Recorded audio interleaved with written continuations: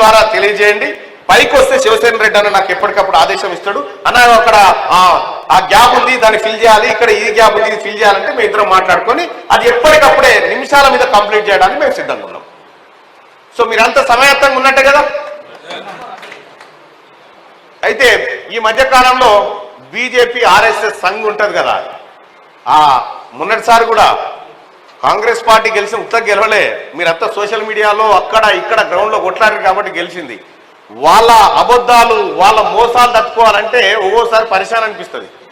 Bharatiya Janata party ఉన్నాయి పచ్చి అబద్ధాలు. నిజమో 2 సార్లు ఓడిపోతుండొచ్చు కానీ అంతిమంగా ఎప్పటికి గెలిచేది నిజమే గెలుస్తుంది.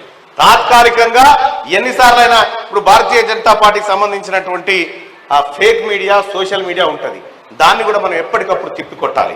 ఎప్పటికప్పుడు తిప్పికొడుతూనే మరోవైపు చేయాలి. ఒక గొప్ప నాయకత్వం బయటికి రావాల్సినటువంటి అవసరం ఉంది. ఒక్కటైతే మీకు ప్రామిస్ చేస్తా ఉన్నా, నాకు సంబంధించిన సాక్షిగా మీ శ్రమను వృధా చేయను, మీ గుర్తింపును కూడా పోనివ్వనని చెప్పి మీ అందరికి తెలియజేసుకుంటూ, ఈ విజయం యూత్ కాంగ్రెస్ విజయం కావాలి, ఈ విజయం శివసేన రెడ్డి అన్న నిలబడుతున్నాడు ఇక్కడ అని చెప్పి పోరాటం జరగాల్సినటువంటి అవసరం ఉంది. ఇవాళ నేనొకటి అన్నొకటి కాదు, మన అభ్యర్థి నేనైనప్పటికీ భౌతికంగా అది శివసేన రెడ్డి అనేటువంటి విధంగా మనంతా పనిచేసి తీసుకుపోవాల్సినటువంటి అవసరం ఉంది.